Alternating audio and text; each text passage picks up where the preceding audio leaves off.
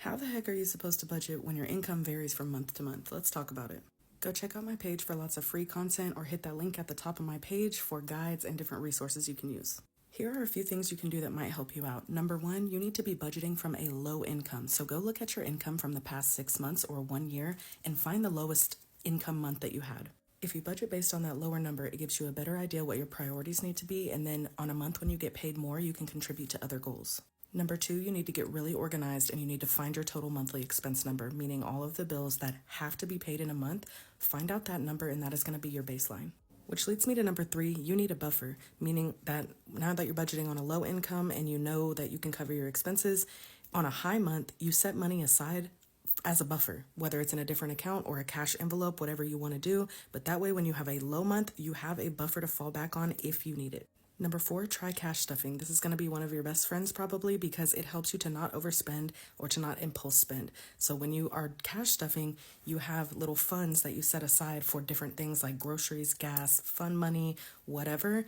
And you only spend out of those envelopes when you have to buy something for that category. That's going to keep you from overspending. I have a guide about that if you want it. Number five, an emergency fund is important for everybody, but especially important for you. Go set up a high yield savings account and contribute to that on a high income month whenever you can. Try to build it as high as possible, preferably 3 to 6 months worth of your total expenses. This is different than your buffer because your buffer is just going to go in another checking account or in an easily accessible account. An emergency fund is going to live in a high yield savings account, and this is for a rainy day, if something crazy happens, or if you have a month where you can't work, your emergency fund is going to have to kick in. And finally, save to get a month ahead on bills. I have videos about this, but when you get a month ahead on your bills, you're no longer having to worry about which check is going to pay for which bills because you already have all the money saved and you contribute to that month ahead fund on a consistent basis with a consistent amount. This takes a while to save and it's a longer term goal, but just have this in the back of your mind because if you are able to save and get a month ahead on your bills and automate your finances, it's going to make your life a little bit easier.